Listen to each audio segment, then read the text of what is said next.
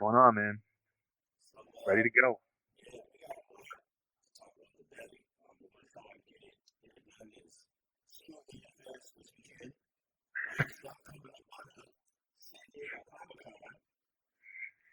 That's the big news for the week, man. That's the big stuff going down.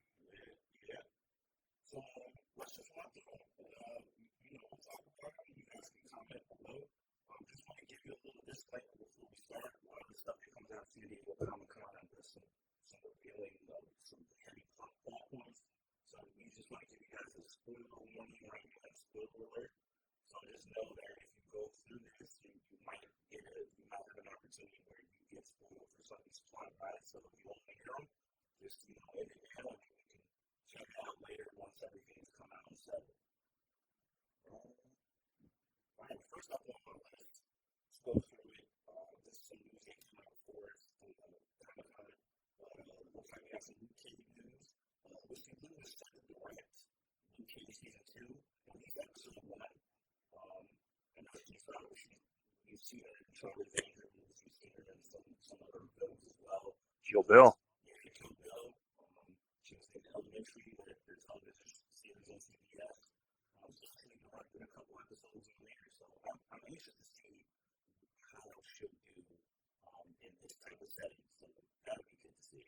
Yeah, it'd be a little bit of a different world for him. Curious to see how it's going to turn out. Sounds like it'll turn out pretty well because you're saying, oh, the elementary stuff she did was good. So, be curious to see.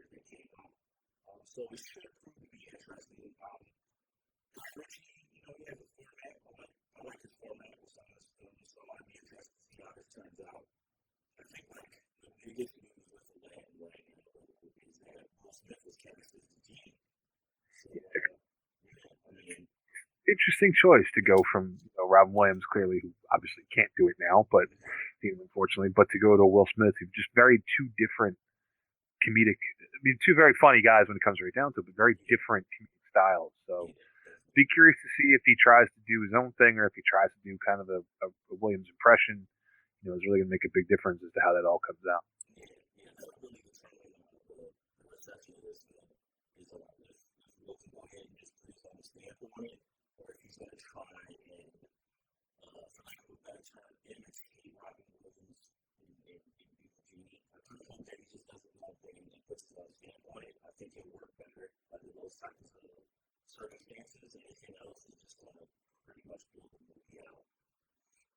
I would imagine. I would imagine he tries to put his own spin on it. I think one thing he's not is dumb.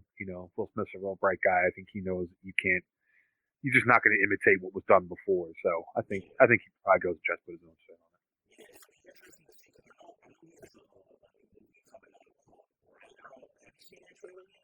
No, is that the Netflix one? No, I haven't seen it. I know I've seen a couple ads for it, but I haven't seen the trailer for it yet.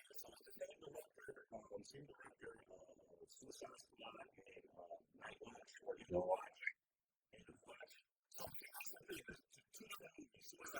One and two ain't bad.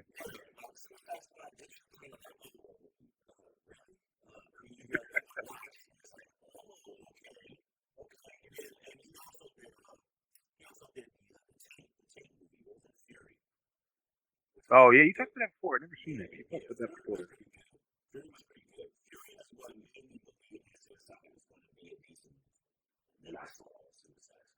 Yeah, yeah.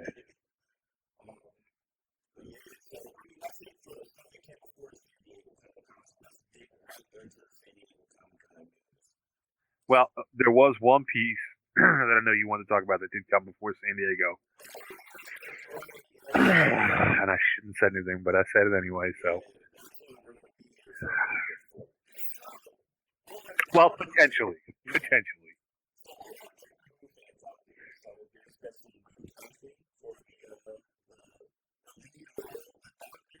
Yep,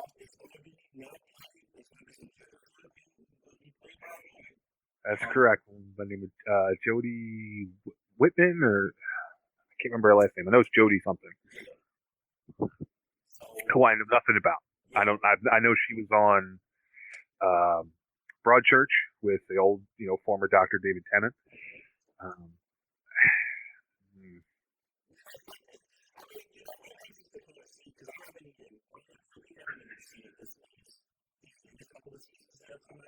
right.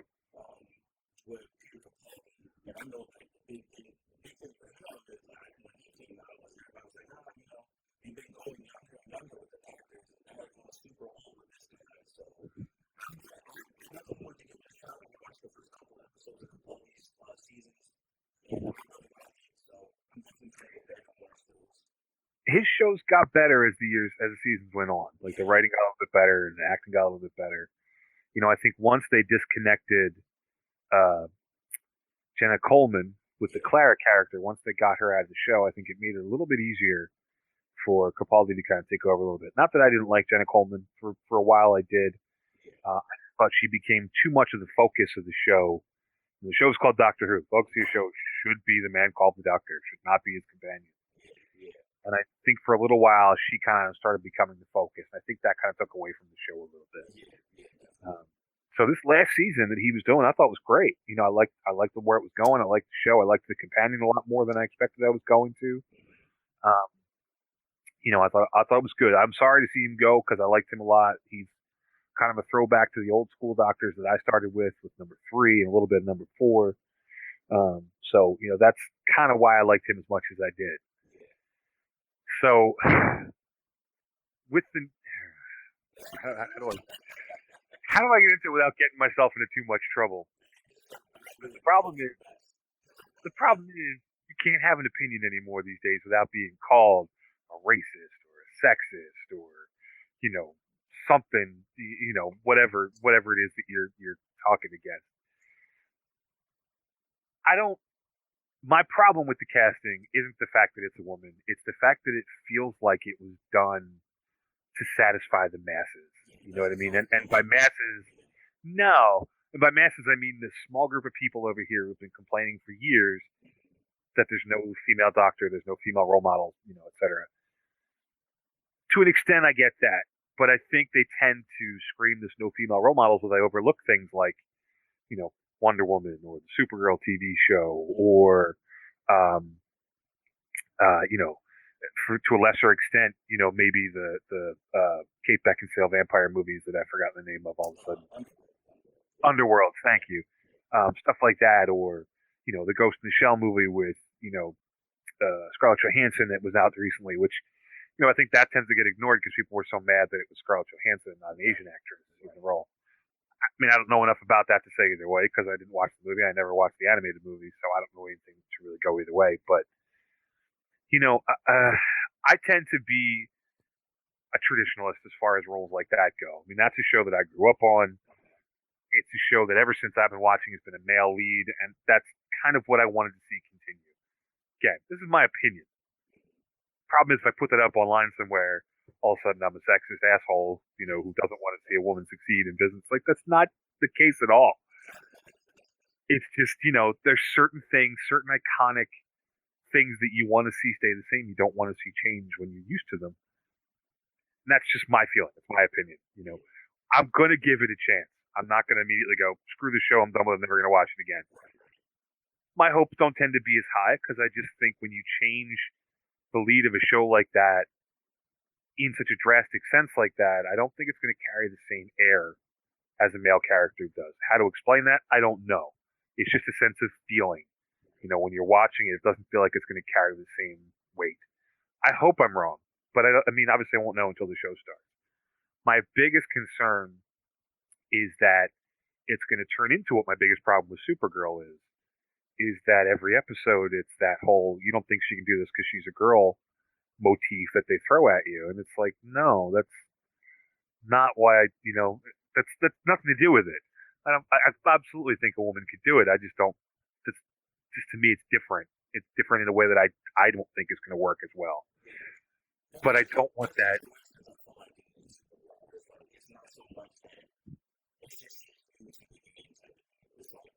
Yeah,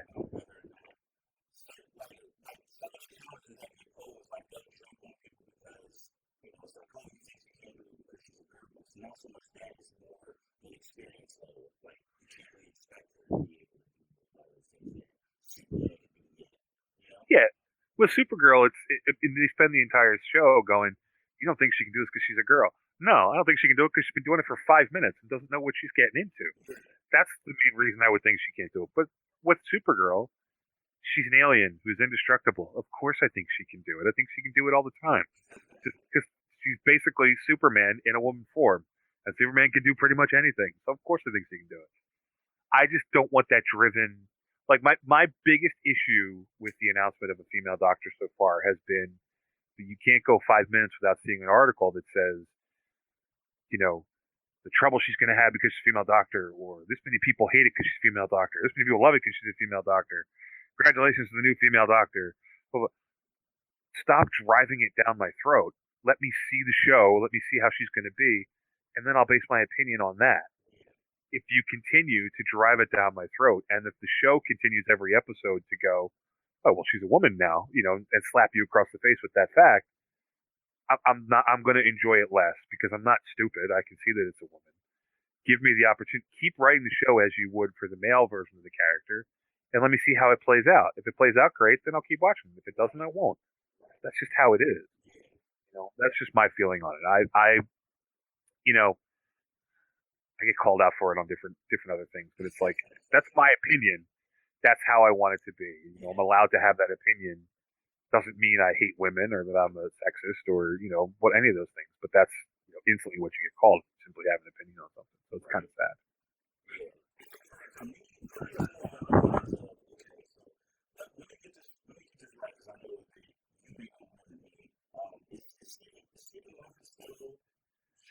Stephen Moffat is leaving the show. He is giving way to men. He was on like this. This is his last run with Capaldi. He's going to be gone. He's giving way to a man named Chris. I think it's Chibnall, Chibnall.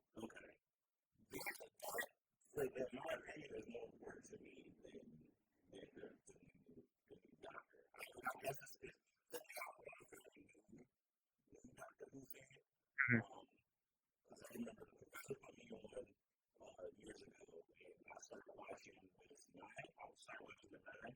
Okay, Eccleston. Yep.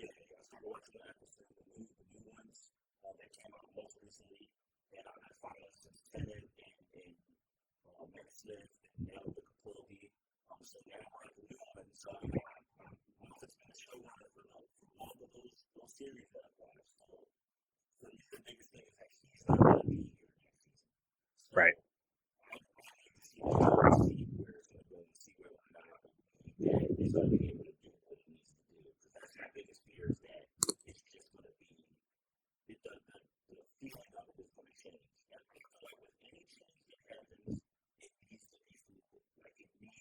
Yes. Right.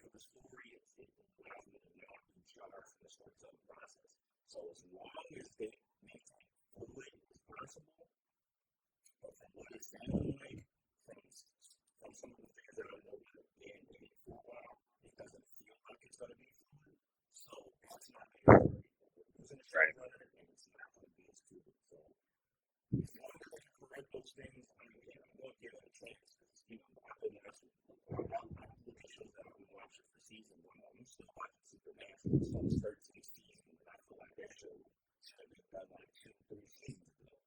Right. Right.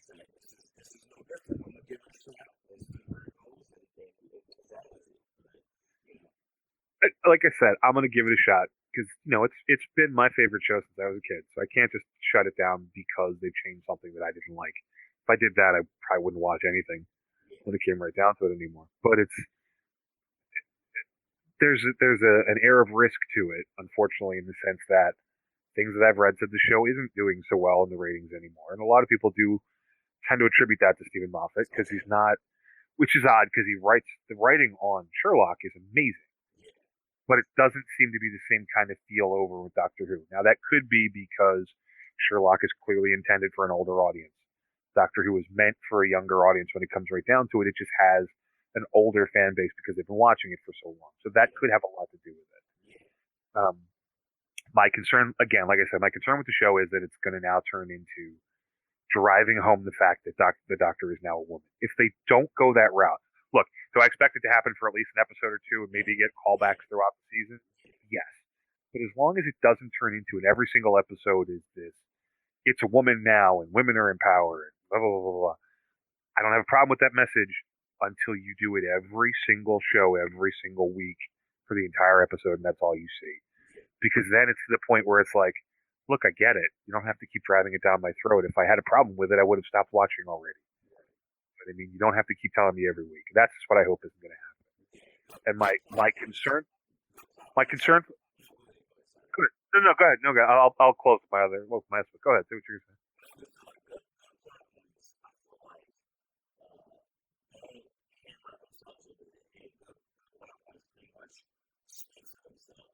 Yes, exactly.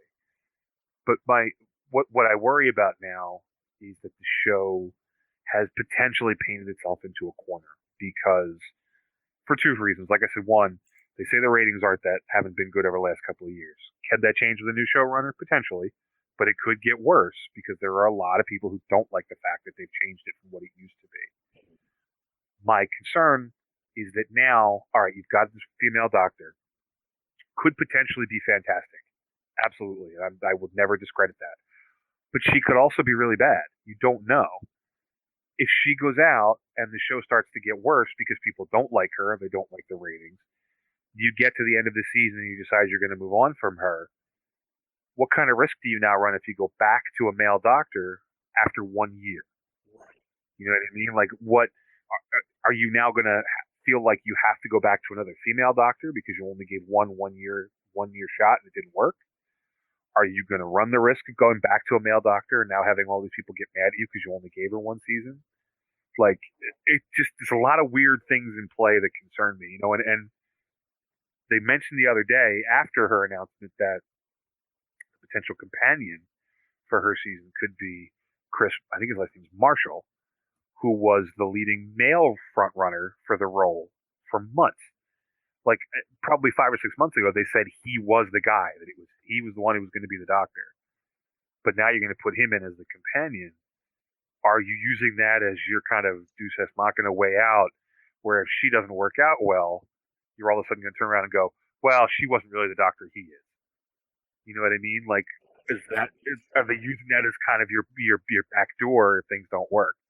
Look, my feeling has always been the best option would have been to bring back a new Time Lord, whether it's a character named Romana who used to be on the show, whether it's a character called the Ronnie who used to be on the show. Bring a new, or just create a new female Time Lord, put it in the show, have her as the companion for the Doctor, and judge how that works. Because the character Romana was most popular, I believe, with the Fourth Doctor. Was a female Time Lord.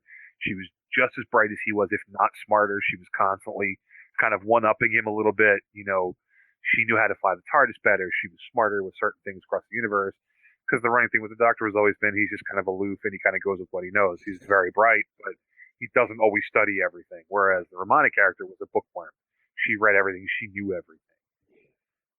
And she was still alive the last time we saw her. If you bring that character back, introduce her as, for lack of a better choice, the new companion. Now you've got two Time Lords. You've got your male and your female Time Lord. You kind of cover both sides. You judge how well she plays as a companion, how well people like her, and if it goes well enough, you spin off a new show for her.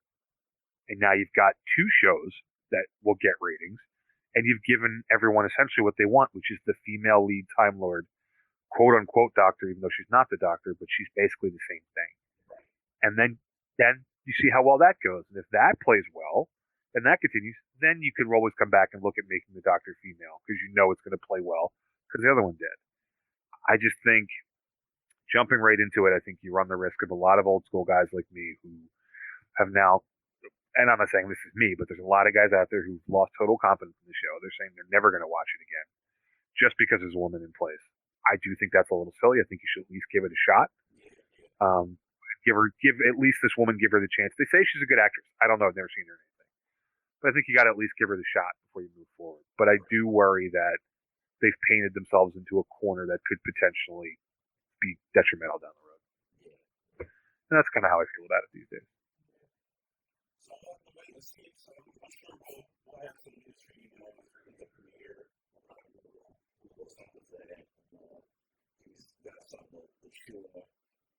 That'll be a ways down the road. But... Right.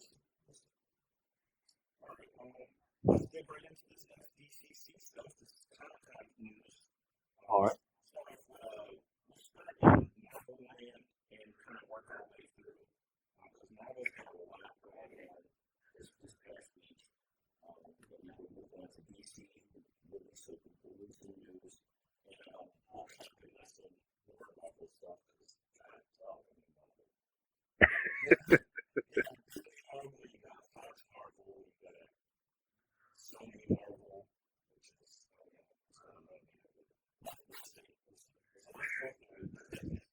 All right.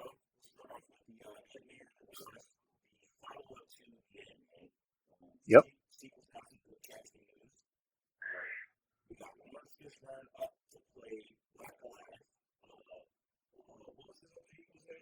Bill Foster.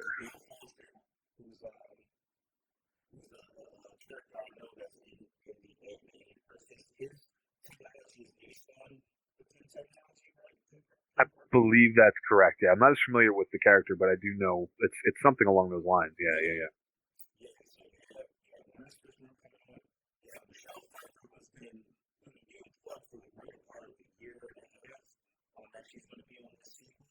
Right.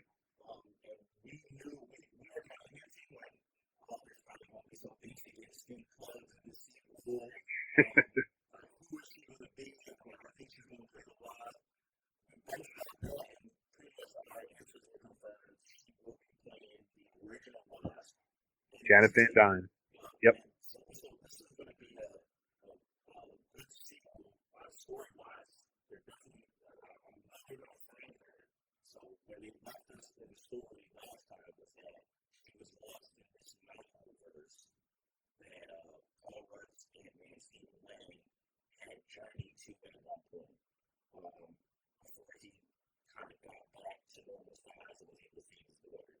Right. Scott Lang.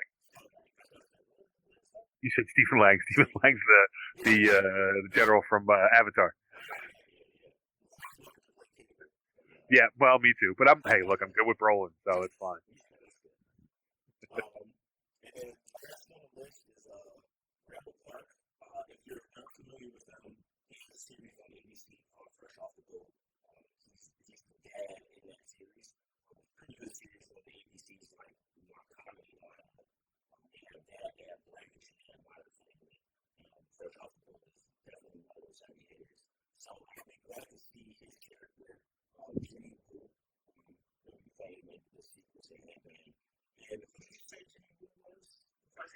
So I was reading. I wasn't as familiar with the character from the comics, but I was reading up on it. It says basically he's kind of like an FBI agent who kind of eventually turns into a Shield agent. Just kind of like a secret agent type character, throughout the years. Apparently, he was in something.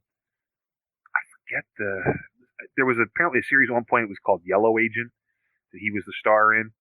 But I don't know enough about that to really speak on it too much. But I know he's basically a super spy kind of character.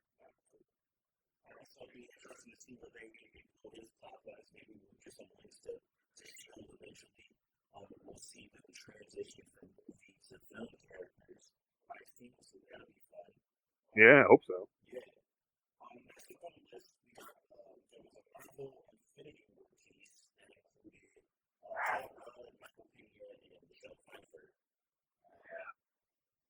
I'm not sure. Let me back up. I'm not sure if that was for Infinity War or before Ant-Man. Now that we were talking about it, I think it might have played before Ant-Man. So basically, it was in the Hall H, the one where everybody goes to see everything. But basically, it was the two of them. It's Michael Pena and Paul Rudd, and they're talking about the previous Marvel movies, talking about the Avengers, talking about Age of Ultron, and everything, and they're showing pictures, talking about it, basically giving you a history of the movies up until now, kind of the way Michael Pena can do, like he's fast talking stuff. And apparently that was the reveal for Michelle Pfeiffer. Is the two of them are going back and forth doing all this talking, and then the camera spins, and it turns out they've been sitting across from her the whole time, explaining everything to her to kind of catch her up. And that's how they revealed that she's going to be the one playing Janet, which is pretty cool, I think. So that I think that played before the Ant-Man and the Wasp panel. I think is where that actually did play. But I thought initially it was Infinity War, but I think it made more. Now more we talked about, I think it made more sense probably before Ant-Man and the Wasp. Yeah.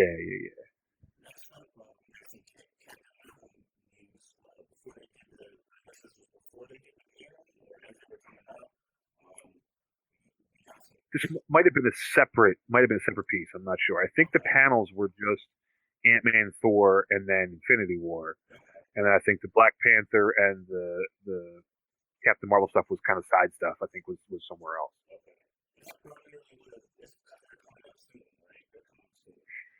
Yeah, Black Panther next year. Captain Marvel is the year after. Ant-Man is next year. Yeah, I believe that's kind of where that stuff falls in. Yeah.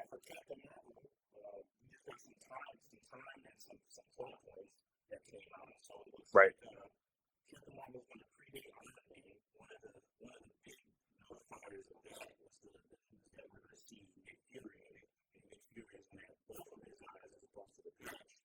Right.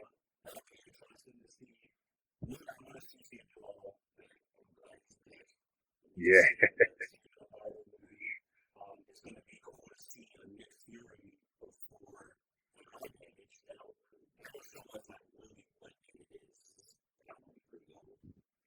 Well, it's supposed to be set in the 90s, is what they're saying. It's going to be set in the 1990s.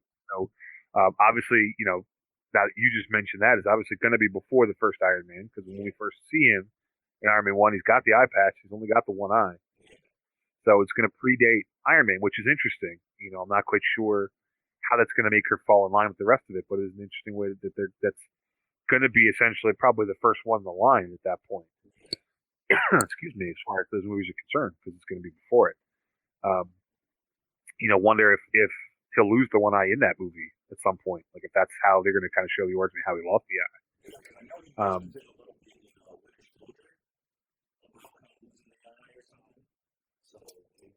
Yeah, he makes mention of something. Yeah, maybe we'll actually get the story. But for me, I think the biggest reveal, and as we said beforehand, spoiler alerts, is that the bad guys for the Captain Marvel movie are going to be the Skrulls. That they finally bring the Skrulls to the Marvel universe. Now, my understanding, and I could be wrong, but I always thought Skrulls were part of the Fantastic Four stuff over at Fox. So that they're showing up here is really, really interesting as to what could potentially be coming next.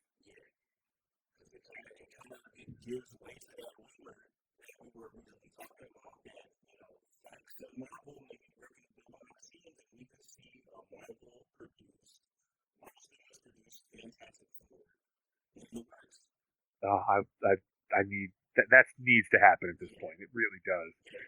Save that poor franchise. I mean, look, 3 strikes and you're out, as far as I'm concerned. And there's no doubt. Well, no doubt to me that the 3 Fantastic Four movies have all been strikes.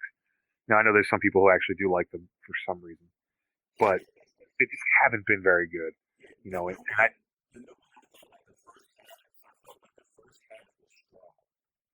The new one was decent until they got their powers, which is what made absolutely no sense. Because once they get the powers, the movie went downhill in a heartbeat. I mean, it was just bad. And it's, you know, look, if I had it my way, all this stuff would go back to Marvel and be done over there. Clearly, that's not going to ever happen with the X Men franchises because they've made money and most of the movies have been decent. While I haven't liked some of them, most of them have been decent. Um,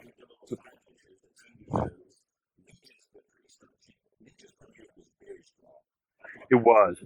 It was. I needed to watch more of it. I only watched the first couple episodes, and I just kind of lost track of it. But the one I saw was very good.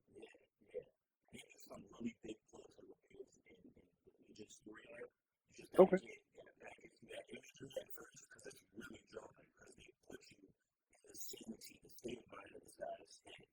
Right.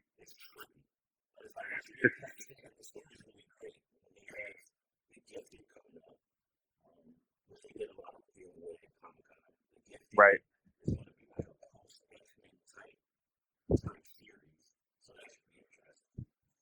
Feels like that should is basically going to be the New Mutants.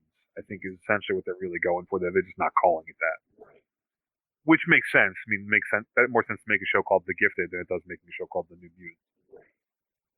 So it makes sense. This should be interesting. But yeah, I mean that's. I think it's a potential sign. If they're getting the Skrulls back to play with, because they wanted the Skrulls for Avengers 1.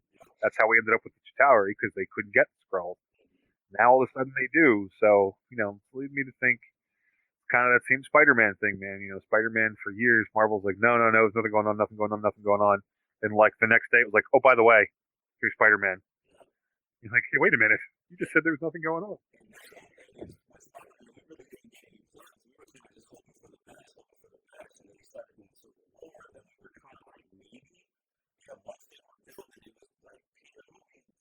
Oh, it's nuts.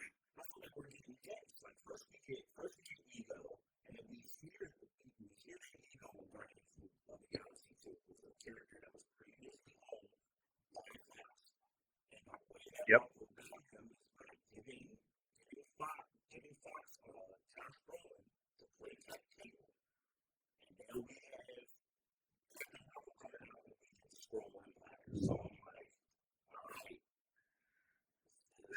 I mean, seems like it adds up to me. That's all I can say.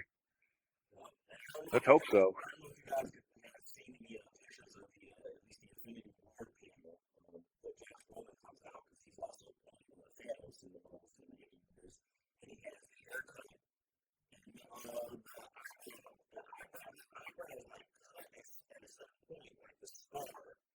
Yep. Well, and there's an image out there somewhere of him with like half a blue face. Like like a blue screen that they use for to CGI things on top of stuff. Image of him at half the face, so that you I mean, it's dead. It's anything like the first Deadpool movie. It's going to be fantastic anyway. But he's going to be good as Cable. I'm pretty sure. I'm pretty confident on that one. Yeah.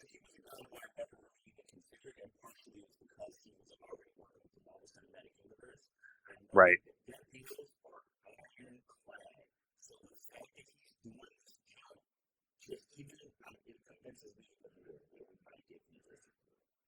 Yep. I'm with you on that.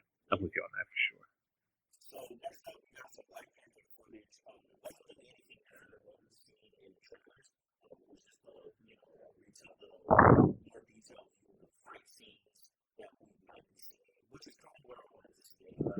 Right. Yeah. It sounded like there's a little bit of a clip from the movie, and then it kind of played into a new trailer that I'm assuming we'll see somewhere down the line, somewhat shortly, I would imagine. Since that's already February next year. We're already in July, so we're not that far away. So, but people who were talking about they didn't reveal too much about it.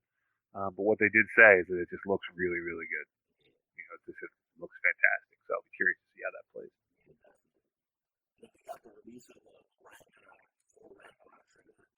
Oh,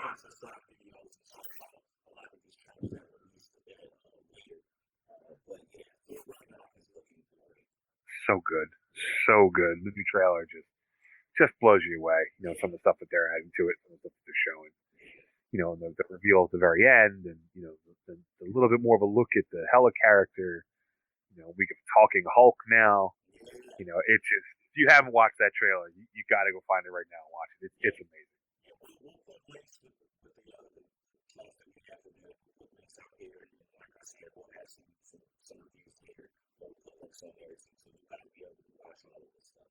Right.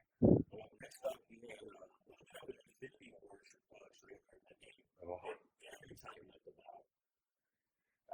just the creme de la creme, as they will say. Oh, they talked about it after D23. They explained what was in it. You knew from D23 you weren't going to see anything from it because Disney locks up tighter than anything you'll ever find as far as that goes. But then it comes to San Diego Comic Con, and of course, it gets out there, and there's a little bit you got to kind of have to search for it now.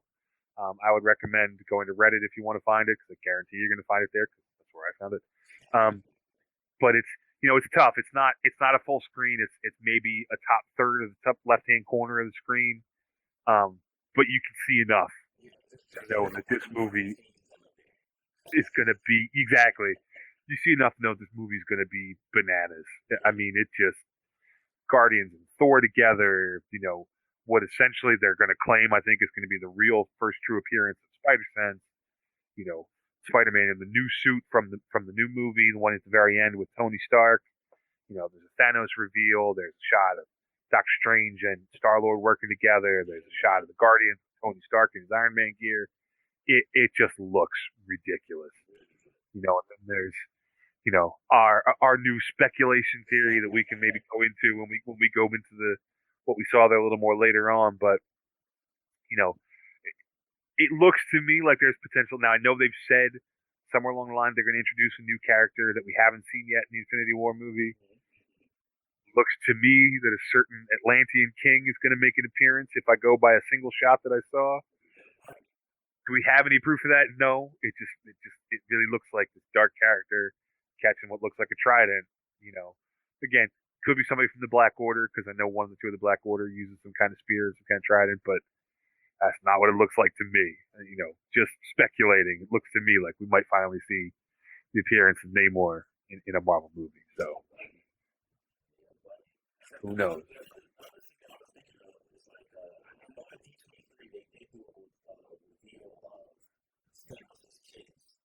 Right, the Black Order.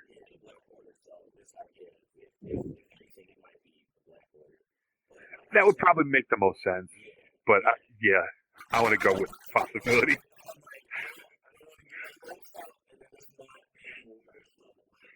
I'm with you. Hey, I'm willing to speculate though, because it sure does look like somebody catching a trident. That's all I'm saying. Yep.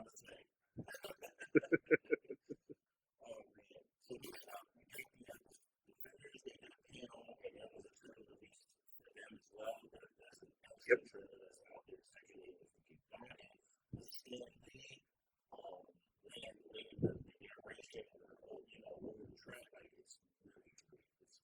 It really is. I'm telling you, the scary part is that the one thing that I'm looking forward to the most in that trailer is a real quick scene. You don't know if it's a confrontation or just a discussion, but it's Sigourney Weaver's character, who we don't know yet, and Madame Gal standing face to face. And I want to know what's happening in that scene, because that's going to be something awesome between those two. That's what I'm looking forward to.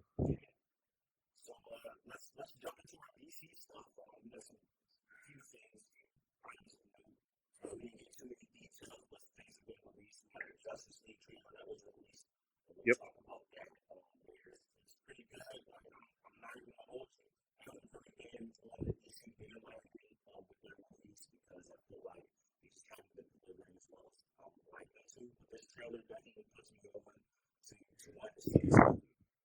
Look, I've been one of the harder critics in the DC movies of late, because I haven't thought very many of them have been very good. I did like Wonder Woman. Definitely been the best modern day DC EU movie I think they've done. Beyond that, the ones before that I didn't think were very good. I thought they had their moments. Outside of Suicide Squad, I thought the other ones all had their moments. Um, but this trailer looks really good, and it doesn't hurt me to say that. I just was pleasantly surprised at how much I thought it looks good. Now, obviously, stuff I don't like. I'm not a big fan of the new Batman armor that they have. Like you said before, it does look like Owlman from The Watchmen, so that's kind of a little goofy. But the cyborg armor didn't bother me as much as it has before. The Flash suit didn't bother me as much as it has before. So just little things here and there that happen in the trailer that I really, some good funny spots. Where Gordon turns around and everybody disappears except for the Flash. And he's kind of confused as to why he's the only one still standing there. And then before he takes off on his own, so it looks like it's going to surprise me and actually be a pretty decent movie. That's what I'm hoping for.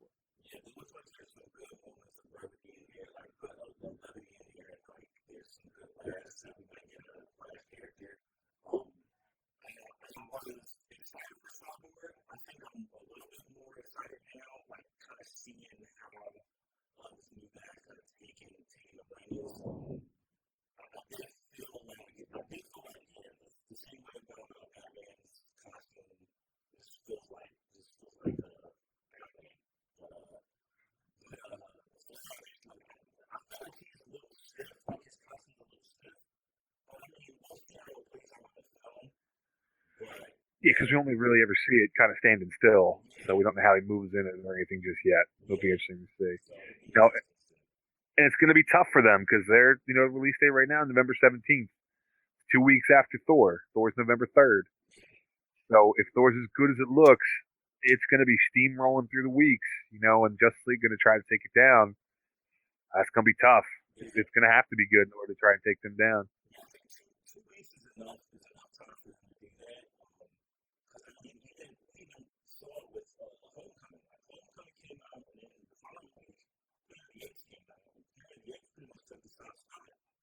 Yep.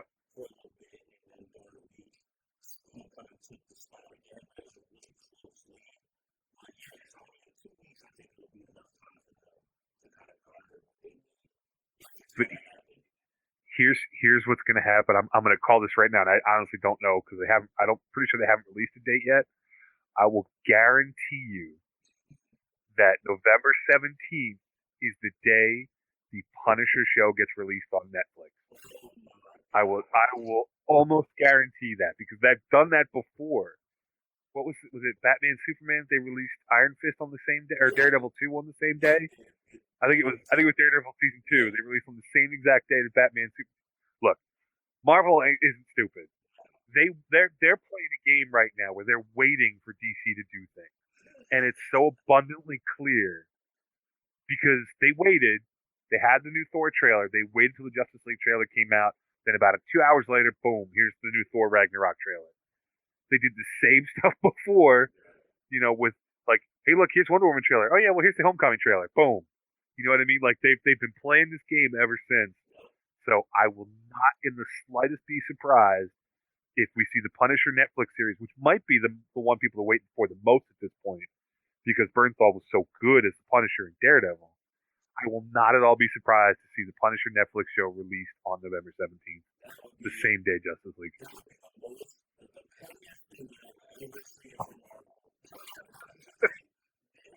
To date, maybe, but they've done some shit for them.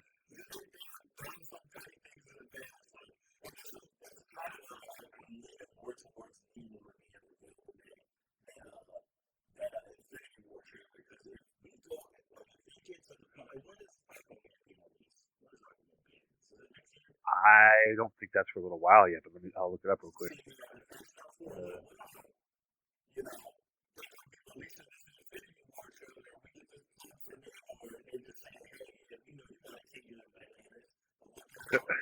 So right now it's scheduled for December 21st, 2018, which means the stuff for that should start hitting sometime around February, March, April next year.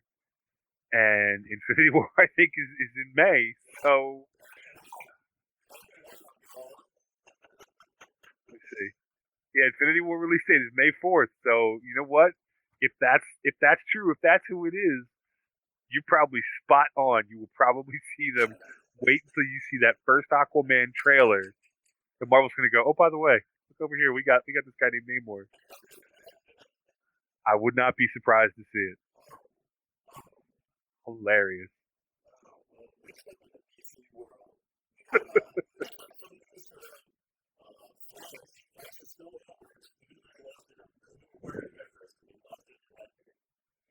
Lost a couple directors.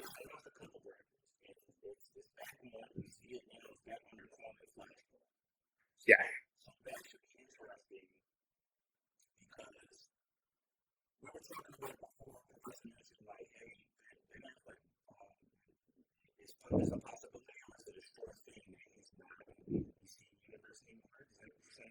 So there've been a lot of chatter, so to speak, that he's not going to be doing it for too much longer. Now they're saying that he came out at Comic Con and disproved all that, said it wasn't true. But when you read what he said, he didn't exactly say that wasn't true. I mean, he basically they said, what do you say about the rumors that you're not going to be Batman for too much longer? What I read that he said, and I could have said something different. This is what I had read. Was he basically said, "Look, I'm playing Batman. Who doesn't want to be Batman? It's the greatest character in the world to play." And that was basically it. You know what I mean? Like he didn't say, "No, I'm sticking around," or "Yes, I'm leaving." He just kind of said, you know, "No, I'm playing Batman. Batman's the greatest character in the world. Who wouldn't want to be Batman?" And that was it.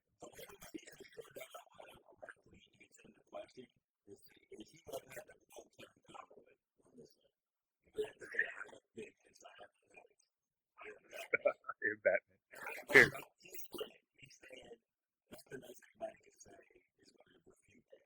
So here it is.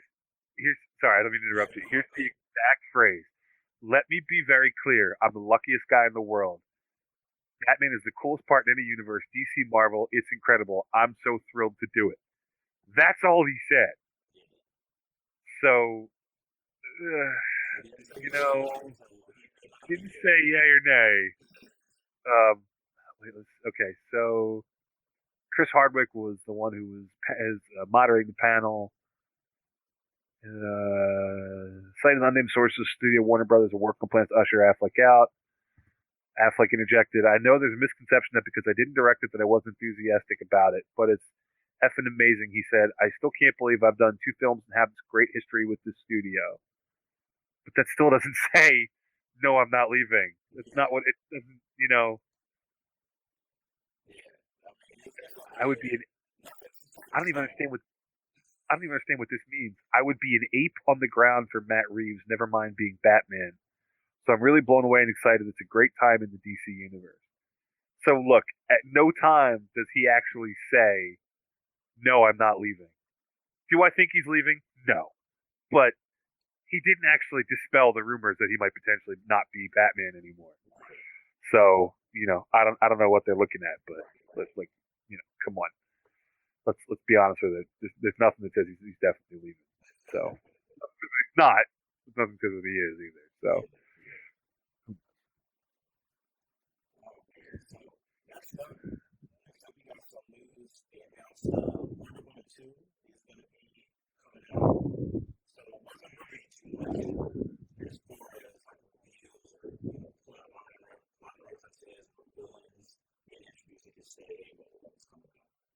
yeah, and that's kind of a no duh situation. I mean, come on. If anybody didn't think there was going to be a second Wonder Woman, he's just not very smart.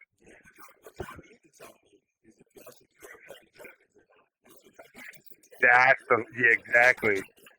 You know what I mean? Like that's going to be. I mean, they would be dumb not to. I can't imagine any world in which they won't. But yeah, that's something that should have been what they came forward and said. Yeah, Wonder Woman 2's coming, and it's still going to be Patty Jenkins. Then people would have gone, "Oh, well, that's excellent news."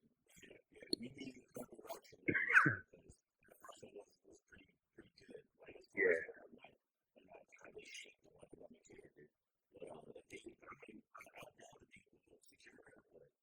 I can't imagine. Ugh. Imagine they lose Patty Jenkins. She comes over to Marvel and directs like the Black Widow movie.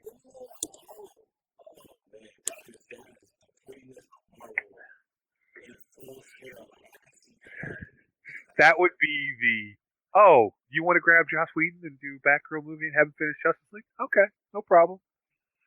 We're gonna make a phone call. Give us a minute. I mean, look, clearly they've got the Brinks trucks that they're backing up everywhere. If they're getting Jeff Goldblum, Kate Blanchett, Lawrence Fishburne, Michelle Pfeiffer, these are heavy hitter Hollywood actors that they are backing money trucks up to. There's no doubt in my mind they would, if there was even a glimmer of a possibility they could get Patty Jenkins to do a Black Widow movie, they would do it without batting an eyelash. No remorse.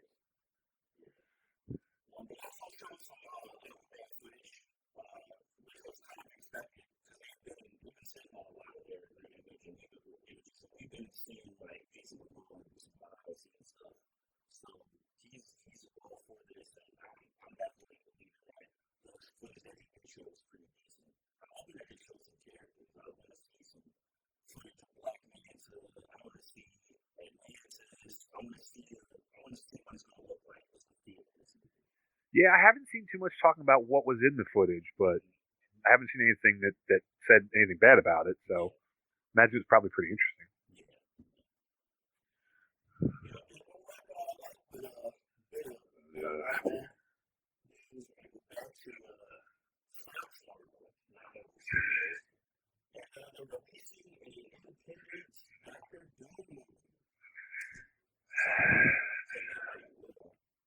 Oh, I'll take it. I'll take it. Let me tell you.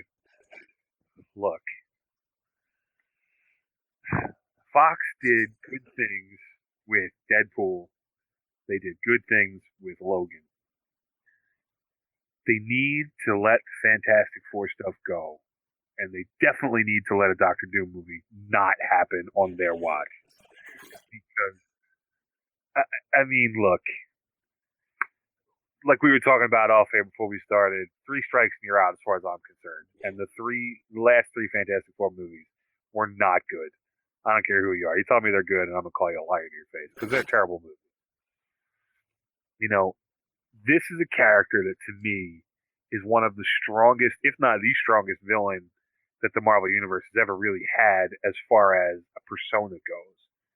Because he's not necessarily, in a lot of cases, yes, he's a straight villain.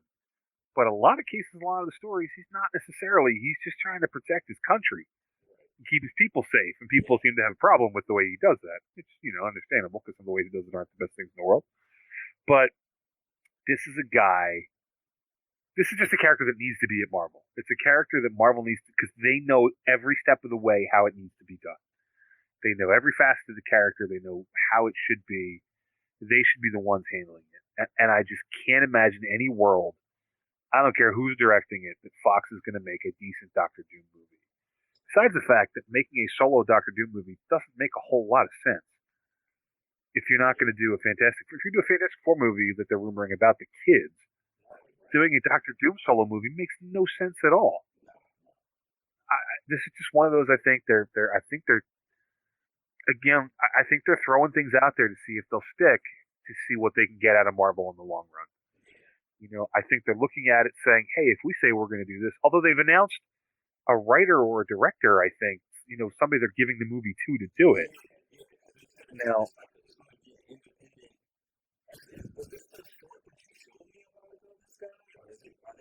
I don't think so.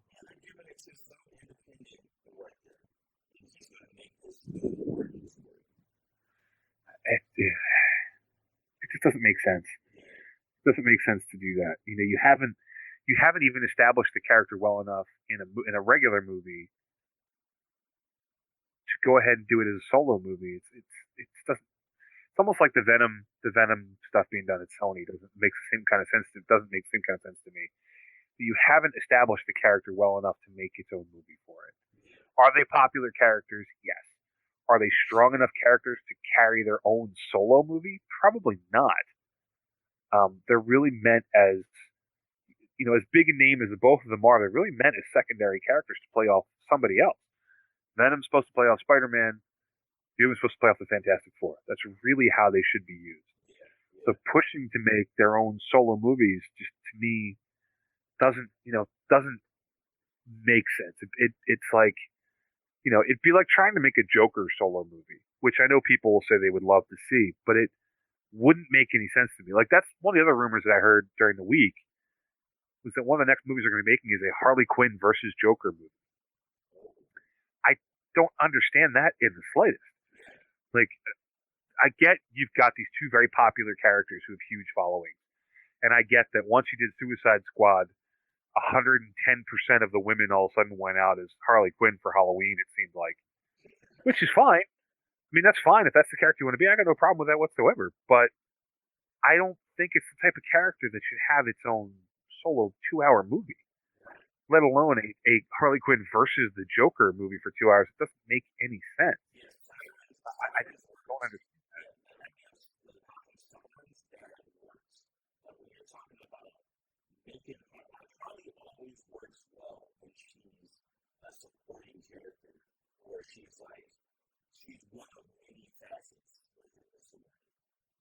Right. When she's part of the story.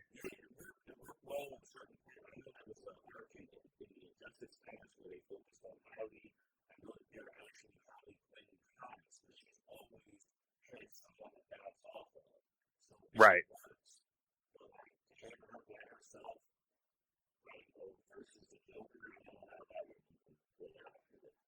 Yeah, I don't. Well, besides the fact that I don't like Leto as Joker to begin with, but um, I just don't. I don't see how that movie would be any good. I mean, maybe it would be. Who knows? But it doesn't. It doesn't make. It'd be like a Batman versus Robin movie. Like it just doesn't. That just seems silly to me. It doesn't. Now, look, you could do a Batman Red Hood movie. That's a whole different story. That's a former Robin who is now, essentially, became for a little while an evil prick who was trying to take out all of Batman's family and Batman himself. So that would work, but that's a Batman movie. You know what I mean? You couldn't do a Nightwing Red Hood movie. That wouldn't make any sense. You know,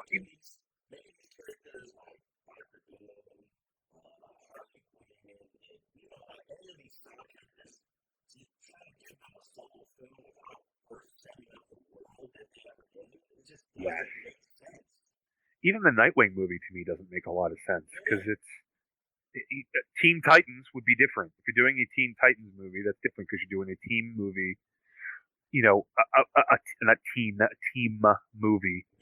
That to me makes a little bit more sense. But doing just a straight Nightwing movie, it's going to be compared to Batman the entire time you're doing the movie. It's going to be, it's just a Batman spinoff, which is exactly what it is. So to me, it doesn't make sense because you haven't established the character anywhere. You're just going to throw him out there in the world. Look, Cyborg and Flash movies, they're a little bit different because they're their own characters. Are they really more secondary characters? Yes.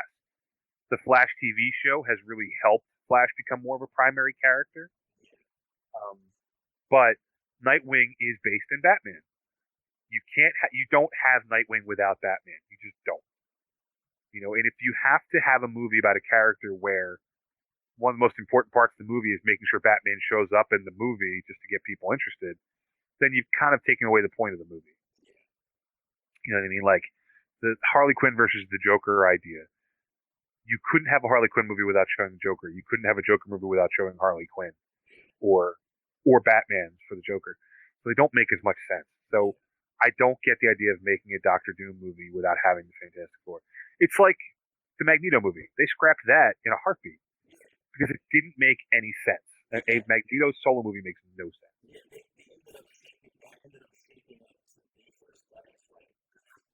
I think so. I think so. Yeah.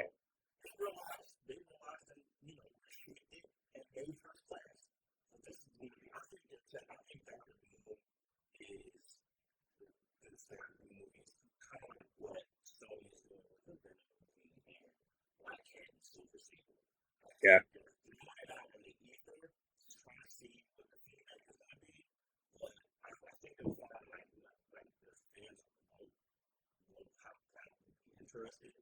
Right. Yep. I would agree with you. I would agree. So. Plus, I just don't think they're going to do it very well to begin with. So.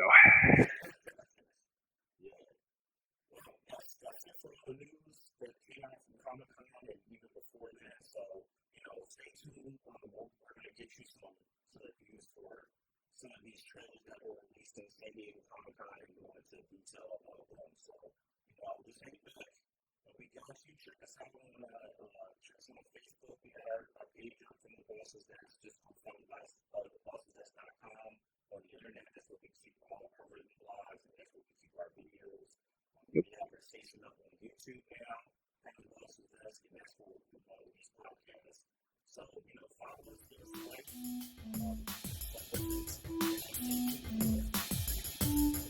Yep. Look for us on Facebook too, Under the Boss's Desk, and I believe at the Boss's Desk on Twitter as well.